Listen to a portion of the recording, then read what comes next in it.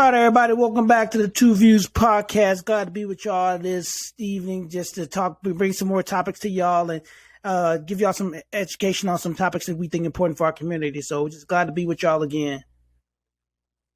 Welcome. Yeah, man, we love talking to y'all doing these topics, man, and doing this podcast. We enjoy it. We hope you guys enjoy it too. Hopefully, this one will be another one that could, spark some thoughts and create movement within our society. Yeah, and y'all get a chance, do us a favor and like and subscribe to our podcast. We truly appreciate all the support. Click that like and subscribe button for us. Appreciate it. Yes, sir. Kick us off with KFG's top 5. Y'all know what it is, man. Here we go. KFG's top 5. All right, so this one gonna be an interesting one. You know me, I'm a sports guy. So we're gonna do a little sports real quick. We're gonna go top 5 NBA dynasties of all time. Top 5 NBA dynasties of all time. Now, you can go based on just a team, or you can do by year. I don't care which way you go, team or year. I'm probably gonna go more by years than teams. All right, cool. I'll kick it off. So I'm gonna go with my honor. We know we found a way we always throw an honorable mention in there. So my honorable mention is one of my favorite dynasties of all time. It's probably it probably is my second favorite dynasty of all time. I just think the other dynasties above it kind of knocked it out of play. But I'm gonna go with the Lakers 2000 to 2004, Shaq and Kobe era.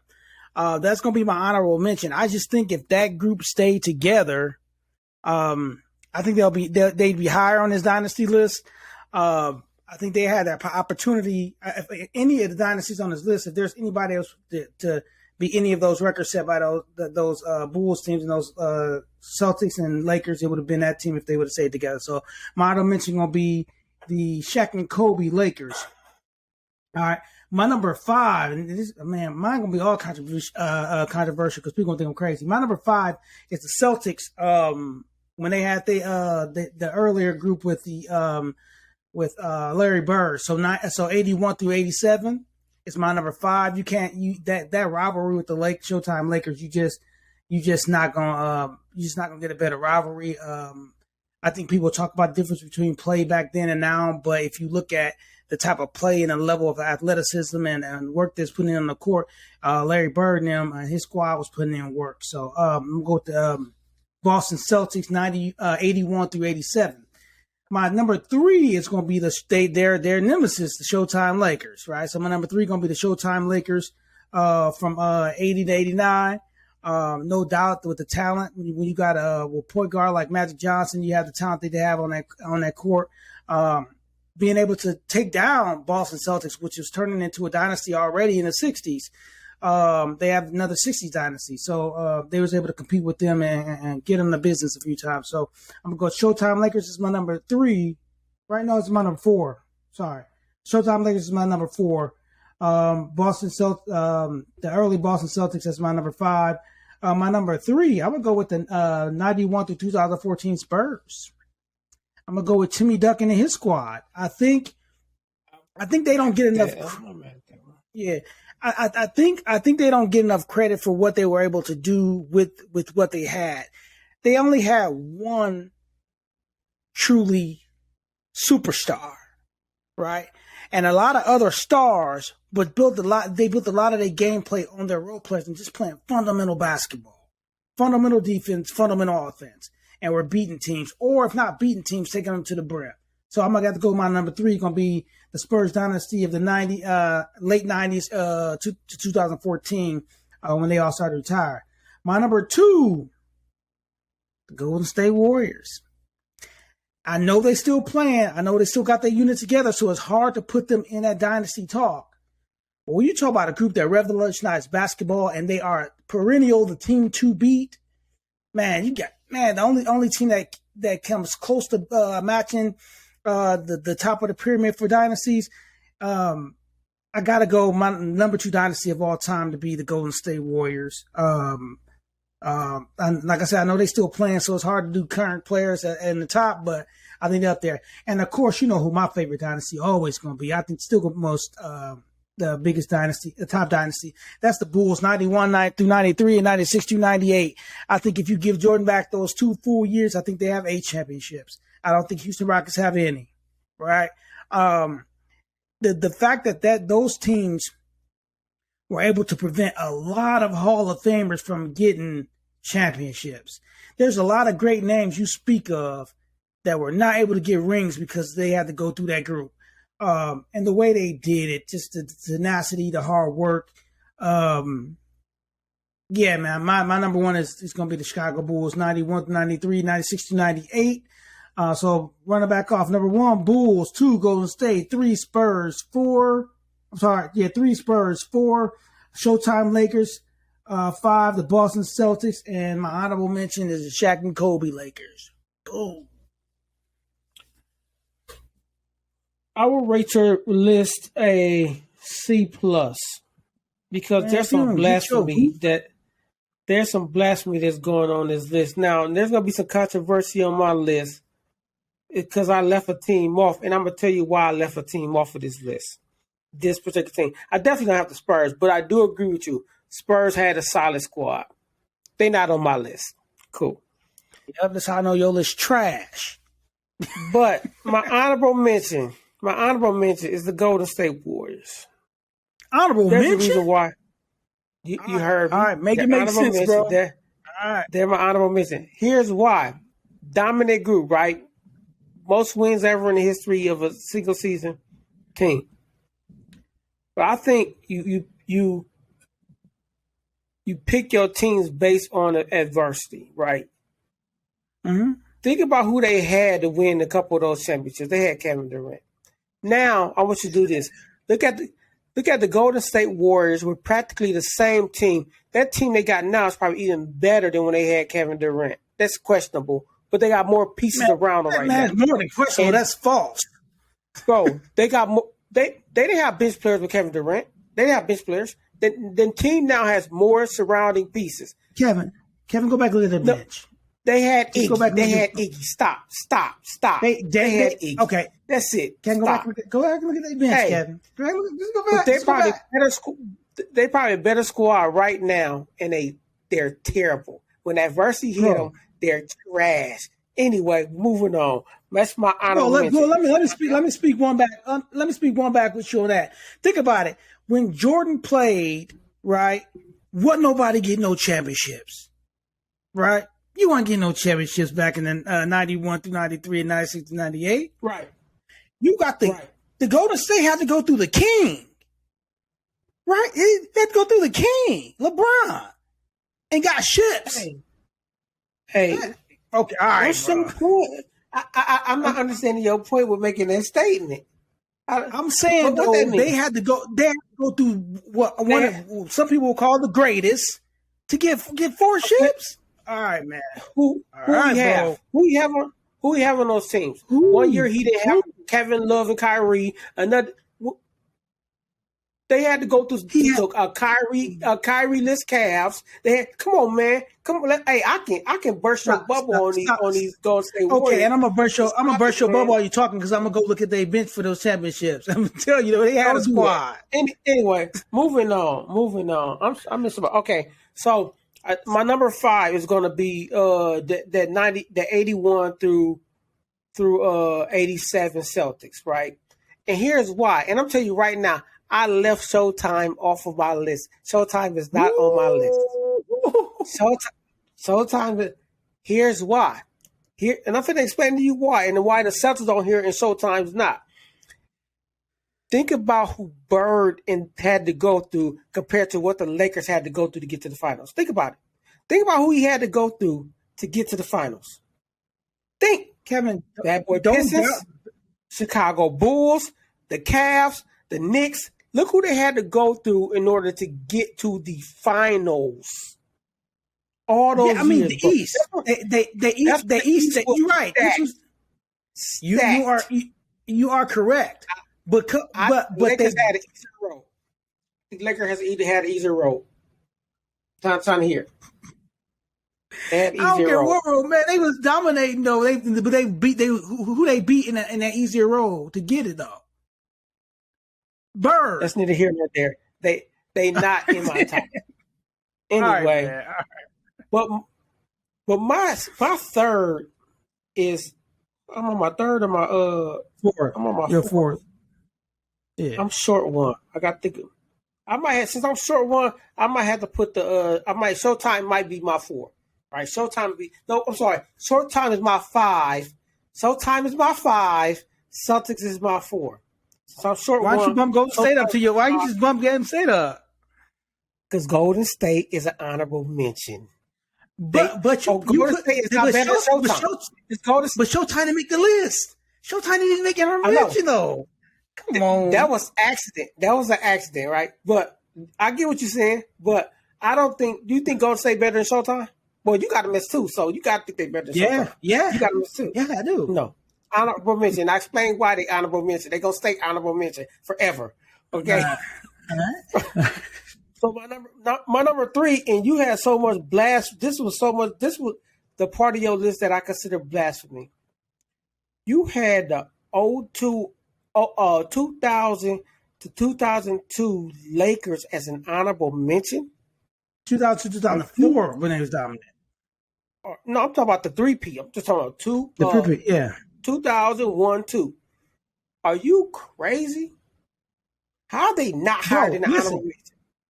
Bro, they are. Look, they my fucking said they my second favorite dynasty. They my second favorite. But when you talking about making a list, nah. So answer bro. this question. Sorry. Answer this question.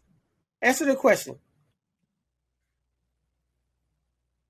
Your number 2 against Shaq and Kobe. Who wins that series? Okay. Who and now wins the people series? It's when people make this comparison. When people make this comparison, though, if Golden State is playing Lakers in 2000, I don't care when we play. I don't care. Oh, I'm taking Golden State. Why? Why are you taking Golden State? Because listen, Kobe gonna guard who? So are we saying with Kevin Durant? Let's say when they was at their top. Let's say with Kevin Durant, Kobe gonna guard who? Kevin Durant. Now tell me who gonna guard Clay and Steph. Let me guess. Rick Fox. Man, get out of here, man. Nope. Man, Keith, Shaw, Brian Shaw. Nope. Listen, 2. So those dudes you named had locked down D. They weren't the top scorers, but D. Hey, it'll be Ron Harper and Derek Fisher. It'll be Ron Harper and Derek Fisher, Keith. Hey, Ron Harper and Derek Fisher. Ron Harper at his career. Hey, Keith, but now when you get down under the rim, what's happening there? Oh, yeah. Shaq and Kobe gonna get off, right? Shaq and Kobe gonna get off. The problem is when you got the tarantula, him and Kobe gonna offset, right? Him and Kobe gonna offset. Man, Clay and Steph darn. Let me tell you. Matter of fact, I think they'll put Ron Harper on Kevin Durant, and they'll probably put Kobe on Steph. If they do that, that's good. Derek Fisher on Clay. Bug. Yes, I will take Derek Fisher on Clay. Derek Fisher on Clay. Hey, but who's stopping down in the box? Nobody, but the only 3-point shooter y'all got is Robert Horry. That's fine. Kobe can shoot the 3. We're fine. Derek Fisher can shoot the 3. Let's look at Kobe's 3-point percentage. Keep. But think about what's the probability of making a 3-pointer compared to throwing the ball in the post against Shaq against Draymond? What's the probability? Nowadays, we money. Keith, go look up Clay and Steph shooting percentage right now. Go look it up. Bro, I'm a Shaq fan. Bro. I'm a Shaquille O'Neal. That's pops. Man, let me get back to my list, man. Yeah, get back to your list, bro. That's blasphemy. Now. And then you had another, and then my top 2. Obviously, we're gonna know what my top 2 is, but you did a disservice with this by combining them. You Oh, have you to did both? separate.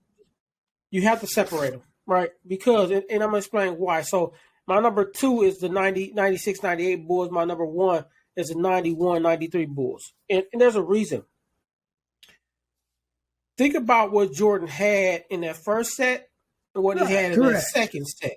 I agree. He, I'm not gonna say he didn't have anybody. He had Pip. Everybody else in that list were okay players. When you go to 90, 96 and 98, he had Rodman, he had Pip, he had Kukoc, Kukoc. he had a lot of people with Good him to win that squad. second three-peat. So I gotta break those up and put 91 on 93 because he did 91 through 93 with less than he did in 96 to 98. So my number 1 team is going to be the 91, 93 Bulls. Number 2 going to be 96, 98. But the Bulls are Hey, going to be top 2 regardless. yeah, the reason why I can't break them up is because for me, dynasties have to have a changing of the guard, right? Like there's Jordan's a part of both dynasties, so I felt like it was a continuation of a dynasty. I feel like it was a changing of the guard. I feel like it was a continuation of, like, even like David Robinson leaving the Spurs. It wasn't a change of a dynasty. It was the changing. There was no change in the guard because Timmy Duncan was always their status quo anyway. Even with Kawhi Leonard being able to Spurs, Timmy Duncan was, even in his prime, he was still the leader, the de facto leader. So I think you got to have a change in the guard. That's why I put them together. They did. He took a year and a half off. That's what I'm saying. But there was no changing of the guard from the dynasty though. Like both of those dynasties were encapsulated by one person, Michael Jordan. But so that's why I couldn't break them up. I get what you're saying, but that's almost like, but you combine the Celtics from 81 to 87. See what I'm saying? You can't do that with Jordan, but then combine the Celtics though. I combined Jordan them too. Oh yeah, you did. I combine them too. Just like combine Showtime Lakers. So yeah, but man, I don't think the Spurs dynasty get as much credit as it needs to. They don't. And they was a solid team, man. Like they I would put them on Kobe, Shaq. I put them in honorable Kobe, Shaq, T-Mac. I mean, they was going through some, man. All right, man. Let's get to the top. Hey, man. You ain't no Golden State, bro. Hey, Keith, can that team be Golden State? No. The Spurs? No. You put Draymond on Timmy Duncan. Timmy gonna get his buckets, but at least he can get slowed down by Draymond. Draymond not slowing down Shaq. Right, that's different. That's why it's different discussion.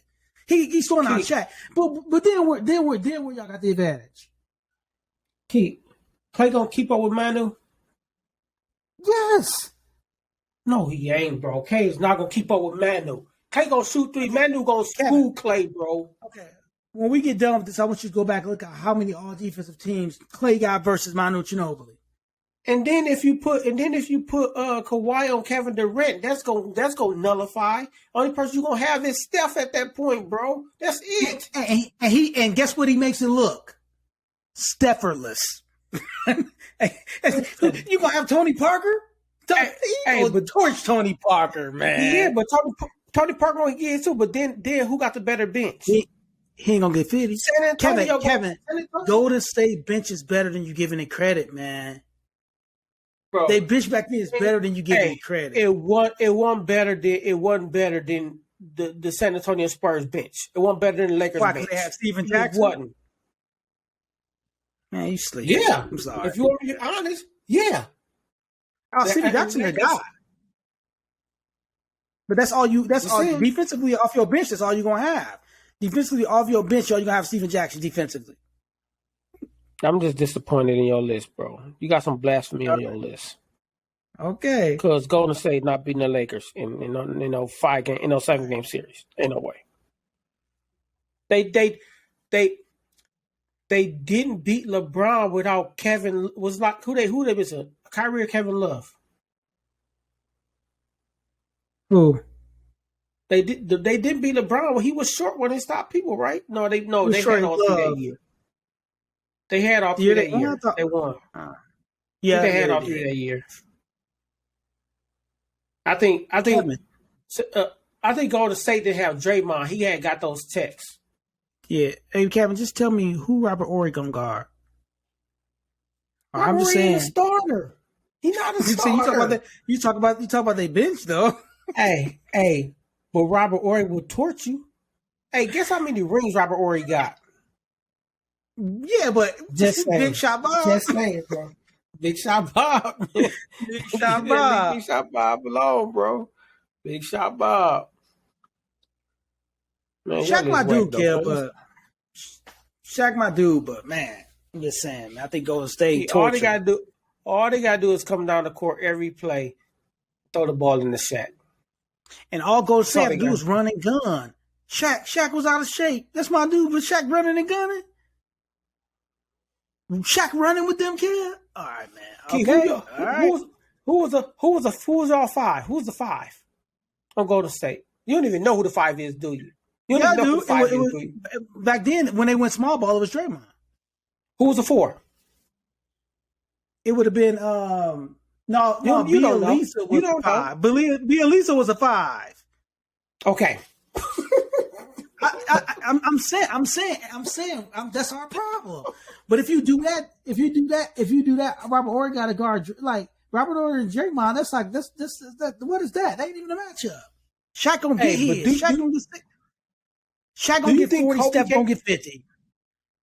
Do you think Kobe? No, he ain't. Do you think Kobe can't stay with Steph? He did already, right? Kobe proved he can lock up Steph, right? He already proved it, right?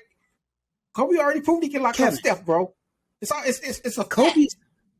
Now Kobe's the closest we've gotten to Jordan, so I know that. Hey, the only matchup where y'all favored, the only matchup is Kevin Durant versus Ron Harper. That's the only matchup y'all favored. But Steph versus Derek Fisher? No. Steph ain't got Derek Fisher. Kobe gonna guard Steph. It's gonna be Derek Fisher. So Clay. Okay, Clay finna get money. Nope. Clay finna get money against Derek. Hey man, go to the topic. Hey, can't go to the topic. Only matchup is Kevin Durant versus Ron Harper, and Ron Harper got cuffs. Bro, you lost your mind. Got cuffs.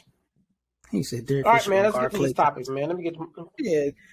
Let me say it one more time. He said Clay. The Derek Fisher go guard Clay Thompson. Hey, honestly, he have to. Okay. Torched. They gonna score, man. I get it. They gonna score, but they ain't gonna score like they scoring now.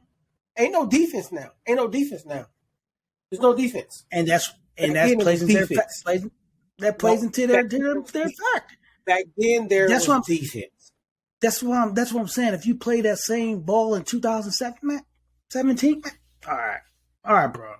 Brother, man. Hey, man, let's get into this topic, man. So today, man, we're gonna talk about addictions, and not just any particular addictions. We're gonna try to go through a multitude of them. Let's talk about like what are the signs of them, how to deal with them, and how to like help people that that might be dealing with one. So like, what are addictions, man? Like, if you could define what an addiction is, how would you define it? I would call it what it is, and what addictions are. And I think this may be a better way to even go about stating what addictions are, is by calling it by what therapists call it by, and they're substance use disorders. Right. When we say addictions, people literally lean towards specific things like drug, alcohol, sex, pornography, gambling. Let me see. Drug, alcohol, gambling, sex. So those are usually the major four. And the truth of the matter is, what people need to understand is that an addiction could be any condition where some type of substance is being used or abused uncontrollably, right? You don't have the ability to control your want or longing for it, or your uses for it, and what you're going to be able to do to get those things. And so I think when you start off by calling this a substance use disorder, But these are situations that can come from a variety of things, a variety of symptoms, but they are literally I keep saying literally, there are it's the improper use and uncontrollable use of a substance that a person is not able to stop under their own power or accord.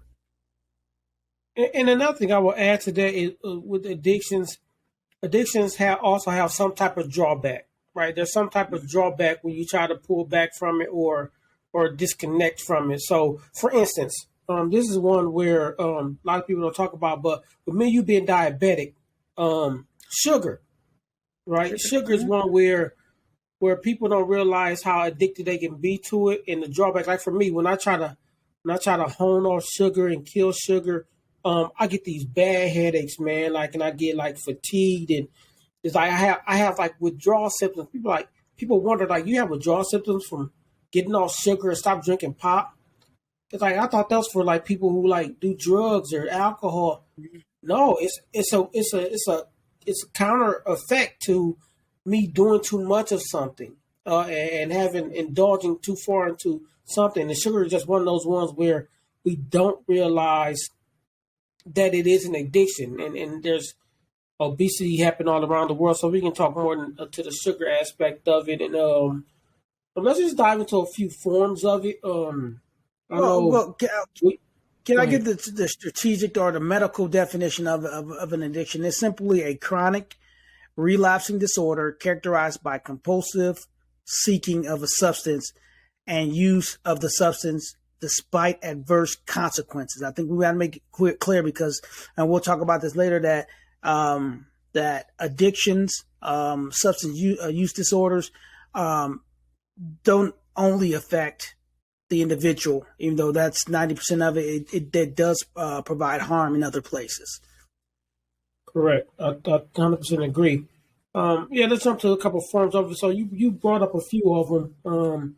Let's dive a little bit deeper into those main ones that everybody talk about, everybody know about. Everybody has somebody in their family that has shown signs and symptoms in these areas, and they can speak on those things. So you talked about alcohol, drugs, sexual addiction. You said the fourth one too. I don't remember what you said, but alcohol, gambling, drugs, and gambling.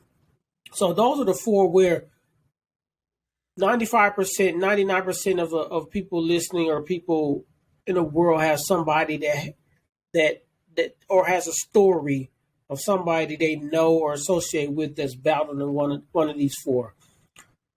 So alcohol, we know people that battle alcohol addiction. We had a guy who is very pivotal in our life. He's the reason why we play football. He was our dude, a family friend, and Jimmy Jack Johnson, and he was a heavy alcoholic, right? He was a super heavy alcoholic, and at the time you knew he was an alcoholic. You knew he needed alcoholic. He needed alcohol, and it was something that it was hard for him to drink. He ended up dying from a liver disease, and more than likely that alcohol played a major factor in that aspect. And it was a sad situation for us that knew him and knew how great of a spirit he was and how great of a person he was. And to know that this addiction really ate at him, and that we felt like there was nothing we can do for him. I think it still sits with me to this day, because I love Jimmy and I wish he was still here. But when it comes to alcohol addiction, how do we identify it? It's okay. So for example, I drink alcohol. Socially, I'll have a drink, but I know I'm not alcohol. I'm not. I don't need to have a drink, right? It's not something that it's this urge or this hunger that I can't break or can't do. It's not a need, that it's a want. But somebody with alcohol addiction might think the same way. So how do you determine somebody that has alcohol addiction? And this actually what we're talking about is about it's going to relate to all these addictions. But how do you determine if somebody has an addiction, and how to help, like, know when that it's time to help them? I think we do need to talk about them all together, right? In this instance, because when you talk about how to help them, because truly, Kev, all the signs are similar, but also there's also a cause, and so when we get to the cause of like one of the underlying factors of addiction, I want to come back to Jimmy, because like you said, we loved him to death. That was our boy. That was our that, like I said, he's the reason why we played sports and did things like that. So I want to get back to his reason, his why. But I think the way you identify these things, if the person in your life has inability to stop using, right? We all have those friends or people who say, I can stop whenever I want. But when a person is continuing to abuse the substance at the detriment of themselves and others, they don't have control, the ability to stop. Right?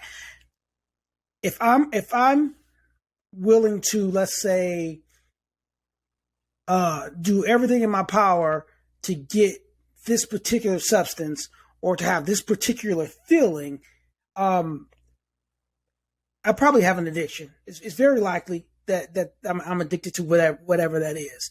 And so having the inability to stop could be a symptom that we can actually look for. Increased tolerance, which is a one you either got to think about. Just because your friend can do that case race and drink 12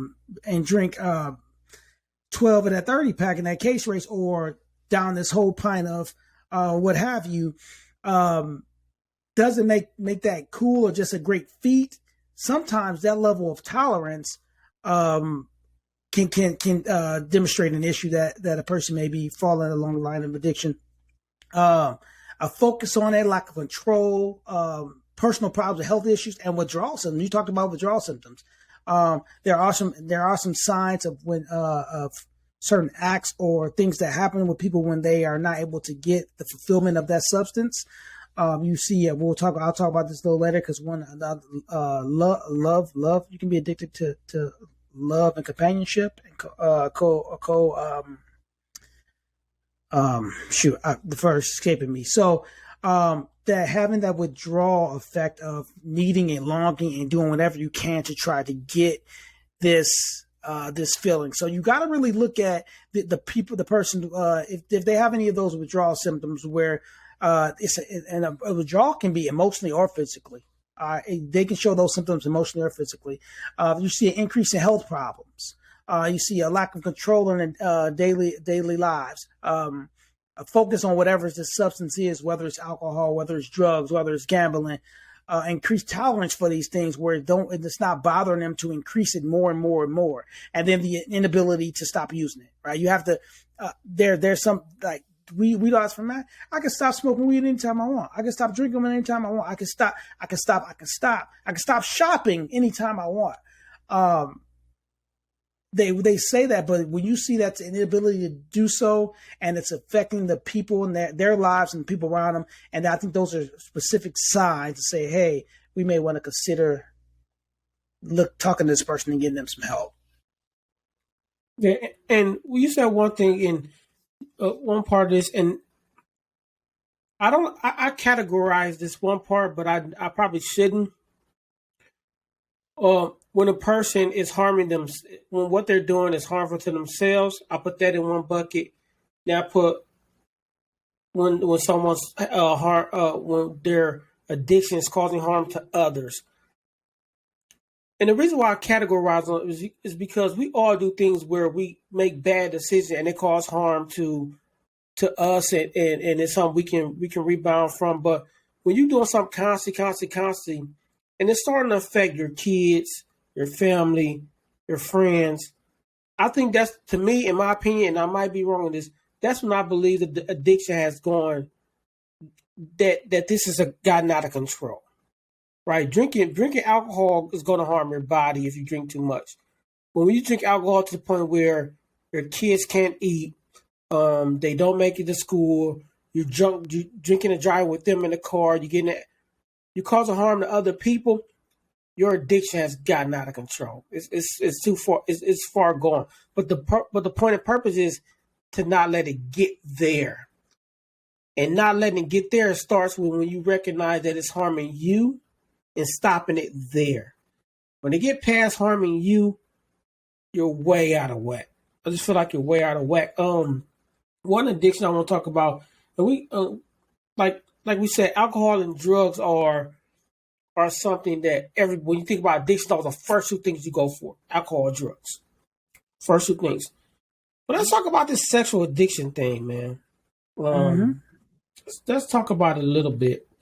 I battle sexual addiction. You battle sexual addiction. But the thing is, when you hear the word sexual addiction, what does that mean? Right? Because some people may think it's some type of perversion and prostitutes, but that's not the only form of sexual addiction. And we talked about in our last podcast about this over-sexualized society and how all this is seen to be okay. But let's talk about the sexual addiction thing and give people a little more understanding of what that is and how to recognize signs of that. So I do want to say that every addiction has a spectrum, right? I think we put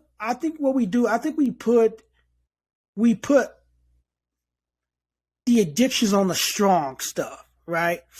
Because even when you think about drugs, when you think about alcohol, you think about liquor, right? You think about drugs, you're thinking about crack, cocaine, heroin. You think about sexual addiction, you're thinking about rape, sodomy, molestation. You think about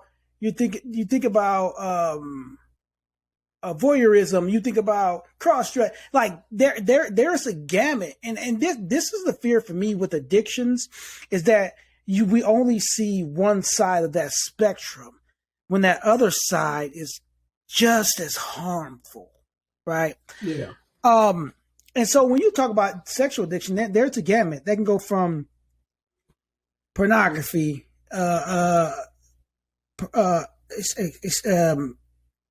extensive use of pornography, masturbation. You can go to, and it could be something as small as an inability to control improper thoughts. Like it could be so minimal. Fantasy. It could be like my fantasy. It could be so minimal that we forget about that side of the spectrum, right? We always thinking about, oh man, he's a sexual addict. He's committing these acts that are perverted. But sexual addiction doesn't always have to be. And let me just say this: most of the time, it's not truly it's not truly extreme behaviors. Once again, we got to remember that an addiction is the inability to control or stop the use of a substance or behavior, right?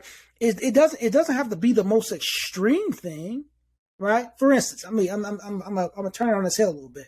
For instance, do you know you can be addicted to exercise? You can be addicted to exercise.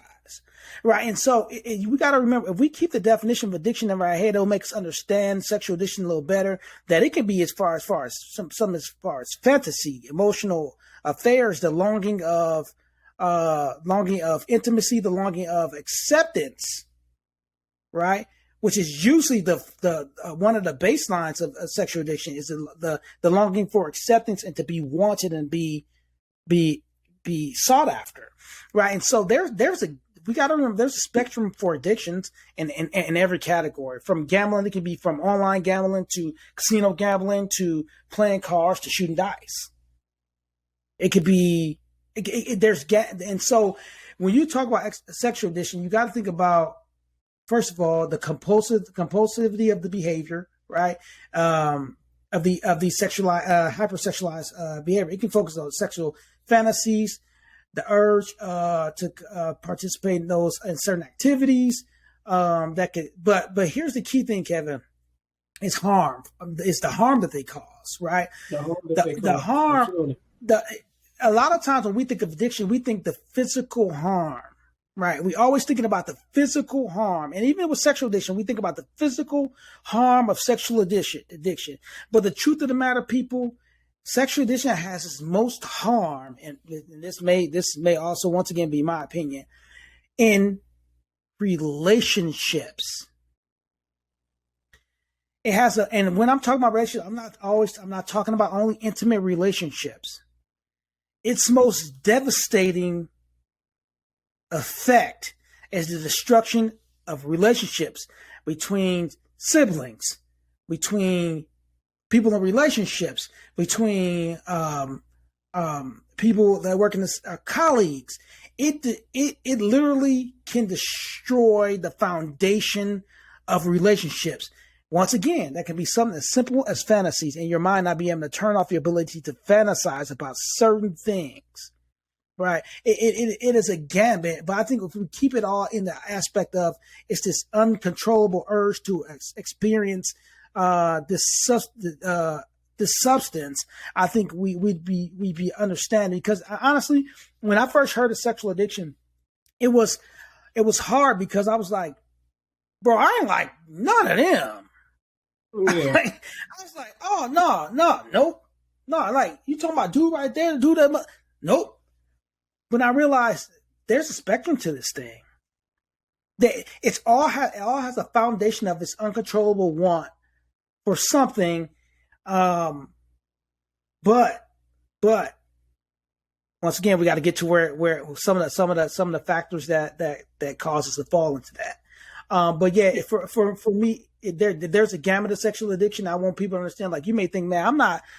When I hear about sexual addiction, I'm thinking about this. I'm thinking about the nympho. No. There's other pieces of that. There's other parts of that spectrum that you can fall into. Absolutely, and I want to jump back to the drug addiction real quick. Well, talk about it a little bit because right now we're seeing an epidemic with fentanyl. And we're seeing a lot of people die in cases with that's getting out of control. But drugs have been an epidemic for a long time.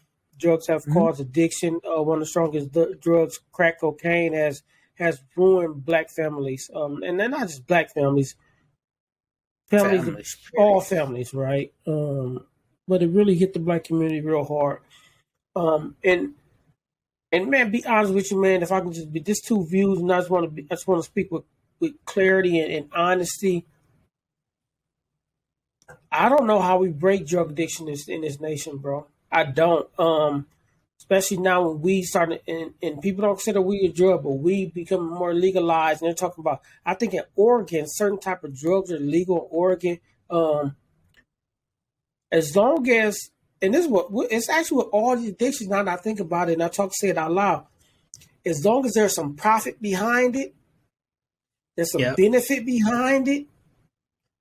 I just don't see gambling.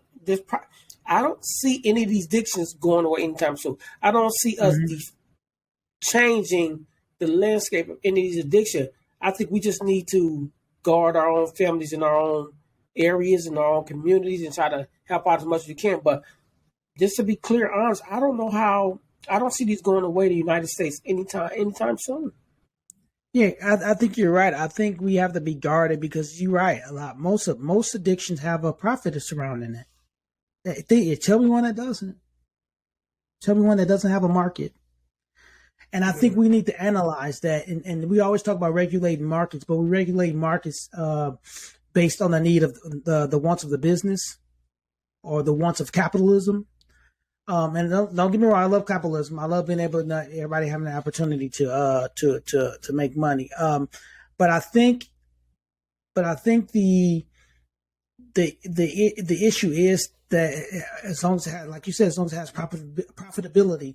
Think about it. One of the growing trend of of usage is opioids, and a lot of those can come in the form of pharmaceuticals, right? They can come in the form of doctor prescribed, or should be doctor prescribed medication.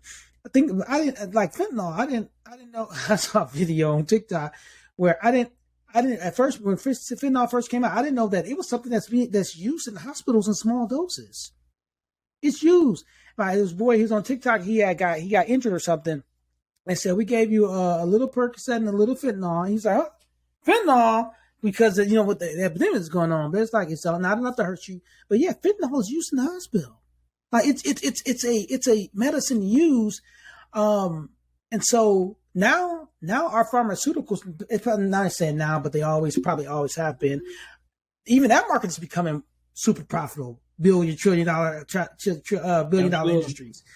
And so I think you're right, though. I think the best thing we can do is educate and guard our families around all addictions. There's profit in the exercising addiction market. There's profit in overeating addiction market. Yeah. There's profits in all these things. Yeah, because I'm getting annoyed. I'm going to say this to all you people out there that are going purchasing Ozempic to lose weight when I'm a diabetic and I need Ozempic to regulate my sugar. Like Ozempic is a diabetic medicine. It's not a weight loss medicine. Can I tell you something though, Kevin? I know that the doctors are prescribing it as a weight loss medication. They're prescribing it as a weight loss medication, and it does. Crazy. Reason why I'm not against it, because it works. Hey, but they think it works initially, but you know, just like I know, you hit a wall. Like it doesn't work forever. You hit a wall with Ozempic. You get to a certain point and you stop losing because your body regulates to it. So, but all I'm saying is, if you want to lose weight that bad that you got to go get diabetes medication to do it, you might have a problem. I'm just saying. But anyway, but I'm not gonna push on them, because it's being prescribed for that purpose. It's being prescribed for that purpose, which I'm not against. But I think you hit the nail on the head with it becoming a lot of these addictions being profit driven. And how do we stop that? And the only way we can stop a lot of the epidemics in our country is through education. It's just simple. It's just simple fact. Yeah. For instance, we just had there was another in my district. We had 3 kids that died of fentanyl, and then we have kid in a northern district that's died of fentanyl. And like I said, this is not a situation where it's secluded in a specific area. It's around our entire nation. It's in all of our schools. It's sad, but you're right. We have to educate people about the addiction and what they are. It is the uncontrollable use of or use and yearning of a substance. It's a substance use disorder. And so we gotta. And usually there's a pattern, right? That when you talk about addiction, there's usually there's a pattern of behavior in an addiction. There's usually a pattern, and so you gotta identify that pattern. We gotta address them head on. We just gotta educate our kids and our families that what those patterns are, and the consequences of such patterns and addictions. Yeah, I'm just mad about Ozempic because I just tried to redo my prescription and they talk about they out of stock. So, but I digress. Yeah, they always out of stock. There's two. Before we get into the underlying level of all this addiction talk, I'm talk about 2 more that that people probably don't really see as addiction. Well, some may. I want to talk about social media and debt. Those are 2 things that I think as a society we get addicted to and we don't even know. For instance, I notice myself with TikTok that I'm on there a lot. Right? Let me push back a little bit and just say there's nothing wrong with TikTok. A lot of people on there, this their job. They're making money being on TikTok, right? They're actually making income being on TikTok. I'm not saying there's nothing wrong with TikTok. I'm not on TikTok to make money. But when I'm spending most of my day scrolling and neglecting stuff I need to do, I might have somewhat of an addiction. Same with Facebook. If I spend most of my time sitting there scrolling, I'm supposed to be working and doing something, might have an addiction, right? And but when we don't think that's an addiction. We think we're just checking our social media. We're just trying to see what everybody up to. But one thing about it, if it's harmful to you, which it could be, or harmful to people around you, then it's probably an addiction. If you're not looking at checking your social media every 10 minutes bothers you, it might be an addiction, right? But how do you tell somebody with that aspect of social media, like how to determine that you have an addiction to it? For me, I like to unplug every once in a while. That's my thing with social media. I like to unplug for every once in a while and take some time away from it, just so I won't get into that cycle of needing to know, being to know about everything. But I just don't understand. I don't know how we help guide people in the area of social media, especially once again because social media now has profit behind it. It's profit driven. So I don't know. Go ahead. I think it all comes down to a self-awareness, right? Yeah. And I think that may be a topic we want to address in the future of the importance of being self-aware, because then you'll be able to see like, hey, and that's what I've trained myself now is to be say, hey, you're going too far, you're doing too much, you're too invested. I think that self-awareness I started to see like, hey, Keith, you either stepped over a line or you're about to step over a line. And I think it's important that we remain self-aware. And I think that is important to addressing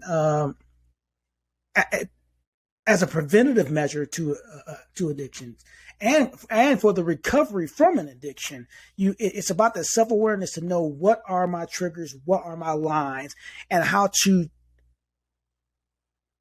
address myself when I'm getting ready to cross that line or have crossed that line. How do I bring it back? So self-awareness is very important. And because a lot of times, Kevin, people telling you have your addiction is the way people tell you have an addiction can be problematic. It can cause people to further go more in depth in that addiction. And so if you're not trained on how to have those particular conversations, it can be detrimental to the person. So I think it starts off with becoming like that, teaching the self-awareness, like, hey, this is affecting my life. This is affecting my family. I got to do something about it. And I think everybody who has an addiction will tell you that, hey, I had to do that. At some point in my life, I had to become self-aware. I'd say, hey, this is going to kill me. This is going to destroy my family. And you have to have a realization that, and this is key for me, for anybody who's dealing with addiction, you have to do it for you. You can't do it for your family. You can't do it for your kids. You can't do it for your spouse, your significant other. You can't do it for your job. You can't do it for your mom. Can't do it. You can't do it for your pastor. You have to do it for you. And if you do not do it for you, you're going to fail at it. You're going to fail. It has to be, you have to attack the addiction for your sake, even with the threat that it may destroy some relationships or things that you might have. It has to be for you. Yeah, I agree. I want to talk about another one here, and I won't spend too much time on it, but the accountant in me just feel like we needed to really talk about the debt addiction. So I can give you a synopsis. So I was going to buy a house, and I had to take a thought and notice that I have debt that I need to take care of, and I decided not to buy a house so I can get my debt under control and blah, blah, blah, right? But some people live a life of consuming debt. They live a life of borrowing, and this time, and they have the intention to. Some don't have the intention to pay it back. Some have intention to pay it back, but the borrowing gets so much out of control that the hole gets so deep that the shovel is no longer works. Like it needs, like the hole is too deep, and they can't get themselves out of it. And that's where bankruptcy come in, and them having to sell everything, get rid of everything. But debt can be a real addiction, because some people can get out of it and go right back into it if they don't know how to manage money, if they don't get the right counseling, if they don't get the right training about their addiction. It's the same as with any other addiction, that if you don't get help to deal with it, you're going to completely deal with it. And we can talk about this in a second and at a deeper level, then you're always going to jump back to it. You're going to go back to buying stuff. You're going to always go back to pulling out, to applying for credit cards and loans and create this never ending cycle of always owing somebody. And that's a cycle that many people in the world need to break. I mean, our nation's $1 trillion in debt, right? So it's just a cycle that's a part of society and a part of life that that we need to break. And the Bible is clear to say, we shouldn't be a slave to the. We'll be a lender, not a borrower, and we shouldn't be a slave to the lender. But I just want to talk about that because that's the accounting side of me. That debt can actually be an addiction. But let's go a little bit deeper in this. Like you this whole time you've been mentioning getting to the root. Let's talk about what's the root and getting to it. All right. The truth of the matter is this: is there's some things that make you a greater risk for addiction, but also there is, like you said, there's a root that also can be missed as well, because we focus so much on the addiction. I think it's also what I learned about bipolarism, and just to connect what I'm about to say, is that a lot of people are ineffectively diagnosed with depression or anxiety because that masks the bipolar, right? So therapists and doctors will see the depression and the anxiety, but the true factor is the bipolarism, right? The same thing happens with addiction. But let's talk about some of the risk factors. Sometimes it's genetic. We've heard people who genetically dispositioned to some certain addictions, and one of the main ones. Some of the stronger ones tend to be alcoholism and drugs. That can be environmental factors, lifestyle, that contribute to these things. It can be violence, poverty, drug use as a young adolescence, as adolescents. There could be mental health disorders like bipolarism, depression, but it's one I want to get to. Because that's the one I want to say. These are all underlying conditions I want to get to when I talk about Jimmy. And honestly, one that's often overlooked is members of the LGBTQ plus community, and that's because of a lot of times that is because of the discrimination and violence that they experience. That they have a predisposition of that too. So we need to deal with our prejudices and stereotypes in that area as well. But when we talked about Jimmy Jack, but before you go into that, I want to say something real quick. I also want to add one to that some underlining thing could be just bad decision making.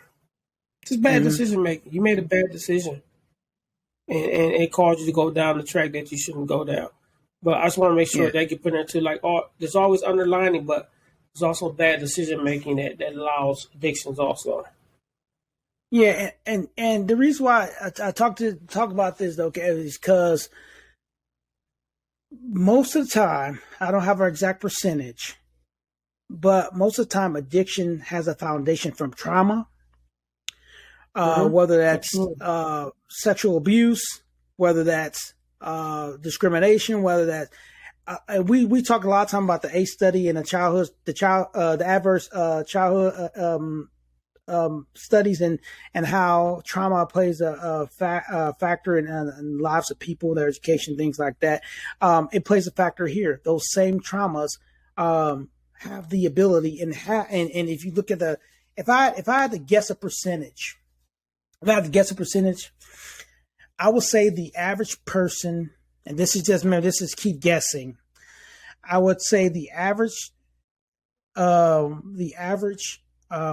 ACE score of a person with addiction is above 4. And we know anything above 2 is a problem. All right. They're usually some type of trauma in their lives that is exacerbated, and a lot of times these addictions are used to cover up that pain, that hurt, that problem. It becomes a blanket, but we all know what a blanket is still something underneath it. And that's how it is with addictions. That's why I compared it to the issue of bipolarism versus anxiety and depression, because we see this. We see the drug abuse. We see the alcoholism. We see gambling. We see the sexual addiction. But there's something else. There's a foundation that, if not addressed through therapy, through counseling, through intentional looking inside yourself, that addiction has a very, very high likelihood of coming back. And so we have to understand that this is what we call when we're addressing people in our lives who are dealing with addictions, why we have to be so careful, because we as human beings are so judgmental. And I'm gonna get to later some of what we shouldn't do based on psychiatry.org, some of the things that we shouldn't do when addressing our family members or friends who have these issues. We can be so judgmental, but just also know that when you pull off that blanket, when you begin to pull off that blanket, which is that addiction, there's something underneath that needs to be addressed, that they're going to need help with dealing with in order to not come back to that addiction. And so don't just think it's just because, they start smoking drugs. That's rarely ever the foundation. It's rarely ever. And we have to remember that people go through trauma, and trauma is definitely the foundation of most addictions. And that, man, like, not only is the foundation, man, that percentage has to be in the high 90s. Mm-hmm. I would agree. I think that would have to be in the high 90s. Because even in our own personal addictions, we sought therapy. We talked to people and figured out, and we got to the root, man. And in order to beat most of these things is to get into the root. Why, right? The why. So, for instance, this is an example. Like, if I'm an alcoholic, why do I drink? Because I'm in pain. Why am I in pain? And you see how I'm going backwards or I'm going down. And that's what counseling and therapy does. It lets you go back and back and back and back and back until you get to that point where this is the foundation of everything.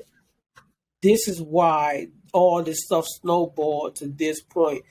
And a lot of people, they go through these processes and really accept it and really go through it with the greatest intentions of getting better.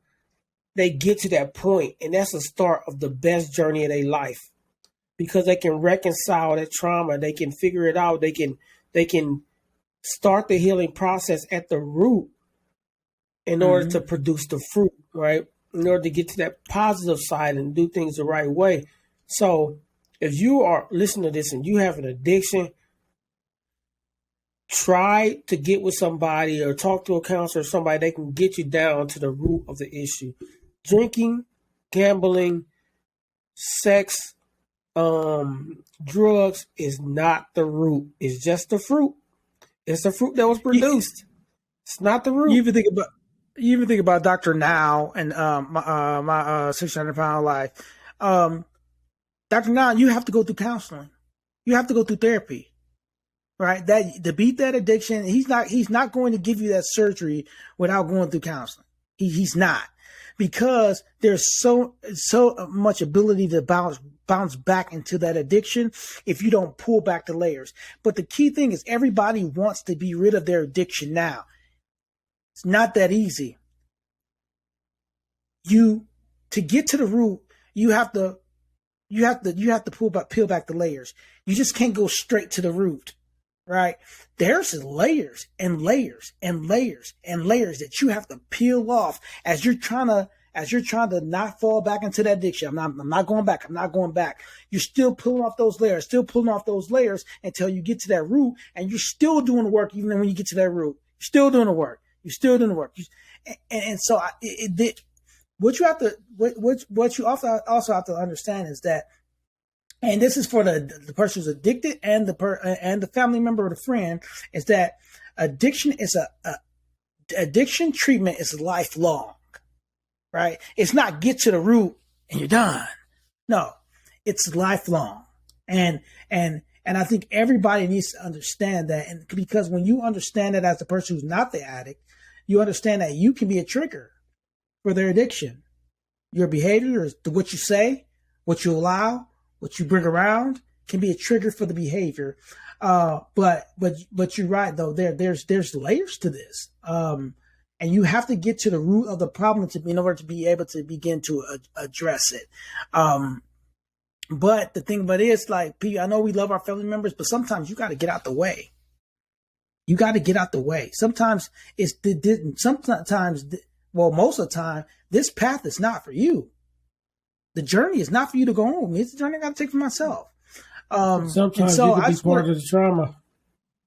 Exactly. The trauma can involve you. And a lot of times people can't deal with that specific trauma because you're right there by the side, or you're so knowledgeable in what they're going through, trying to help them out. And so psychiatry.com talks about some things that can help you get started. The person that's on the outside, learn about the addiction, right? Before you even try to address it, learn about it. We think we know so much. Learn about the addiction. Learn about the triggers and the addiction. Speak up and offer support. Don't let them continue in their behaviors until you figure it out. Speak up. You can speak up while you're finding it out. You often see in some of those eating disorders where their significant others are bringing the food, making the food, and so don't be a contributor for the healthy the success of your person and contribute in the same process. Express love and concern, but you can express concern and still do it in a loving manner. And I think that's one of some people get so frustrated with people that have addictions, and they get upset with the person and don't understand why. But you can do it in love and with concern.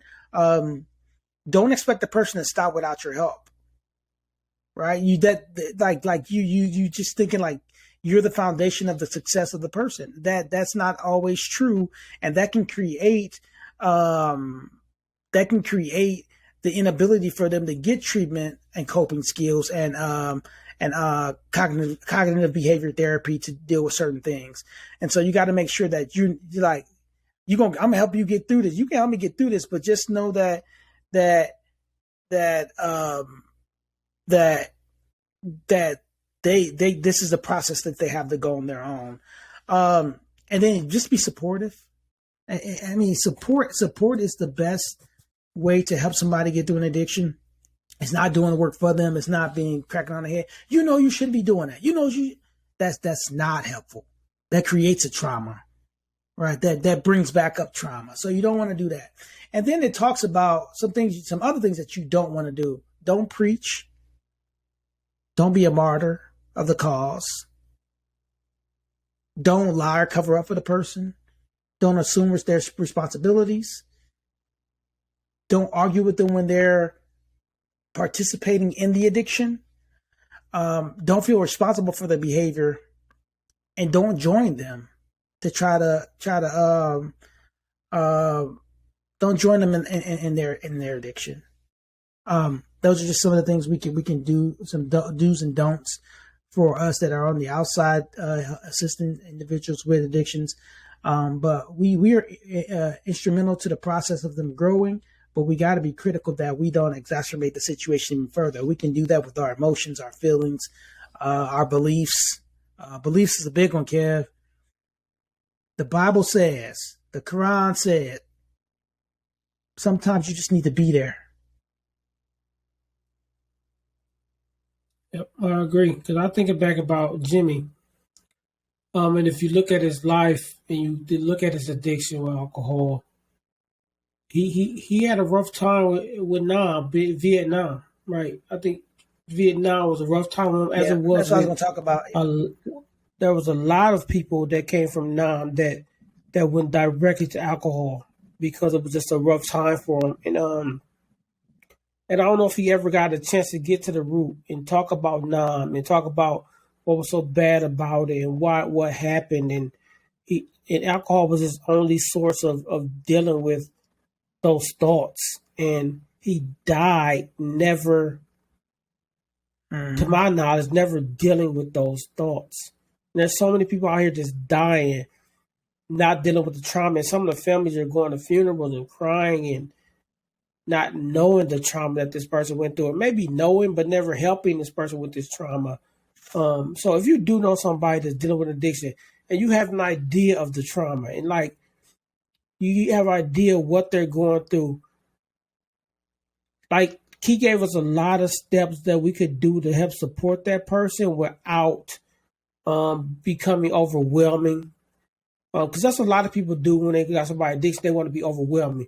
Do this now. We see the intervention where they just be coming at people. Now that works for some people, but I don't think intervention and demanding and threatening works for everybody. I just don't think it works for everybody. It could be traumatic. It's another traumatic event. Yeah.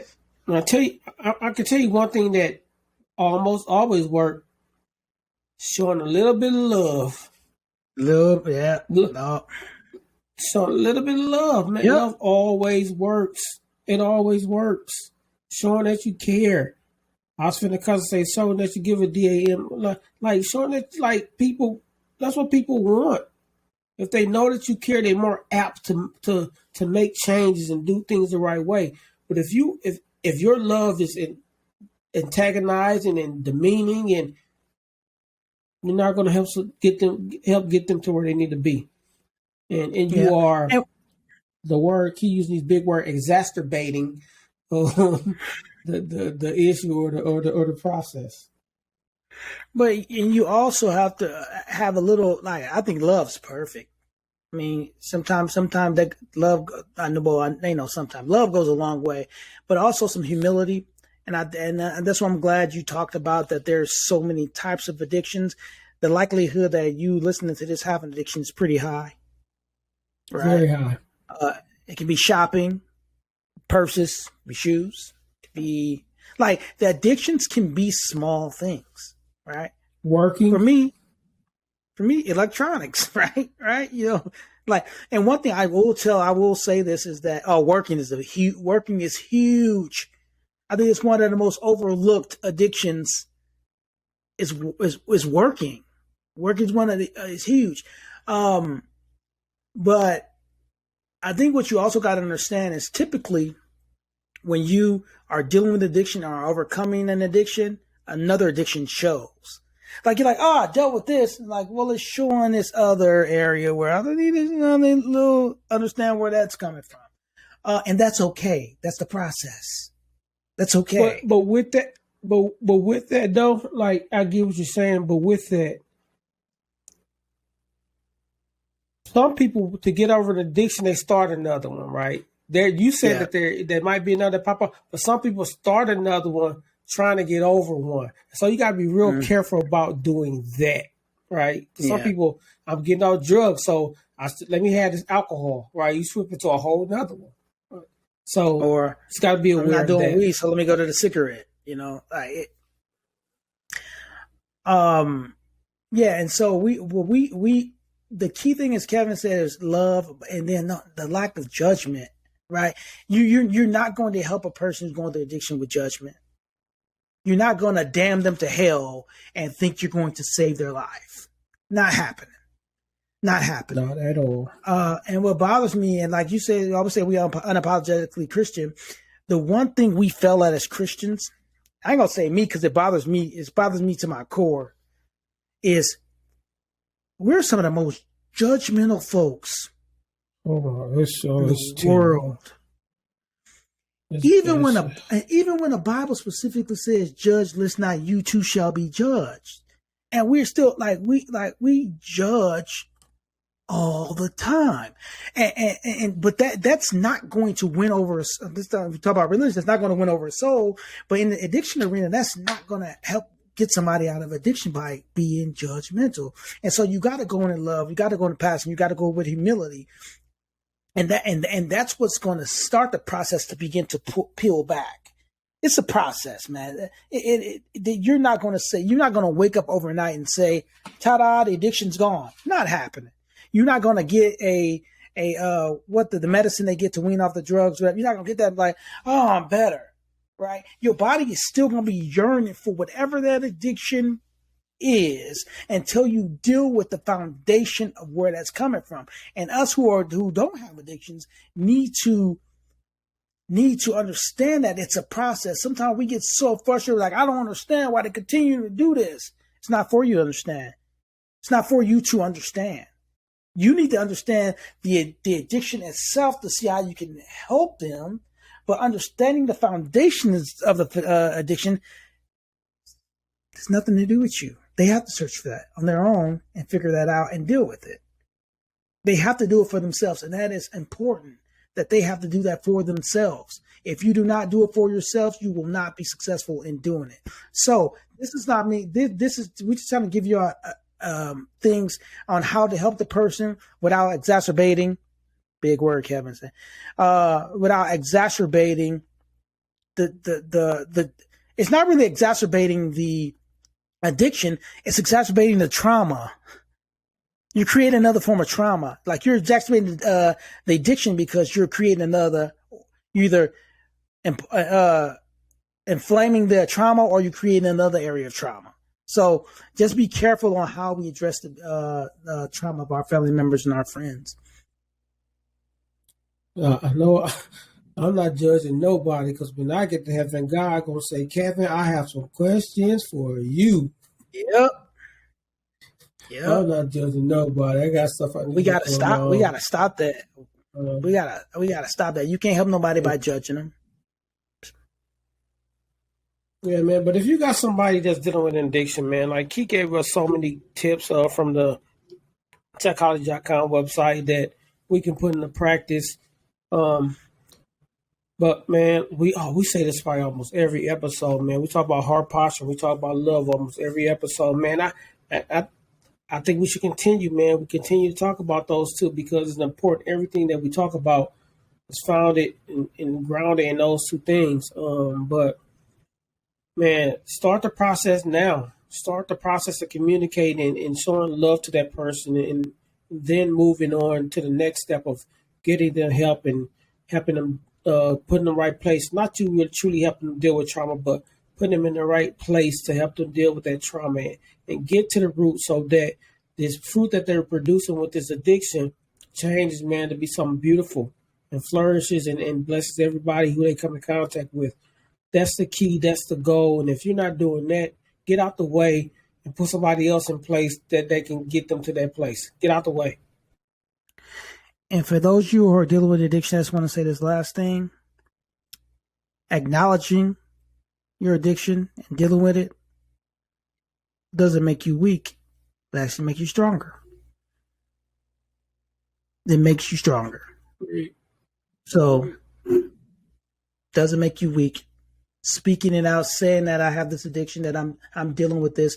I can't stop shopping. I can't stop. That's the first step. And that makes you stronger. You'll get through it. And if you need your support, you need support, y'all got our email address. If you need somebody, if you need a friend who's going to walk through it with you, you got our email address. Yep. Speak in love, guard your heart, protect your mind, right? Always remember that. Remember that. And love, love, love conquers all. That's right. We love y'all. Man, this TuVues podcast, man. It's KFG and Dr. Davis, man. Be up out of here. Yeah.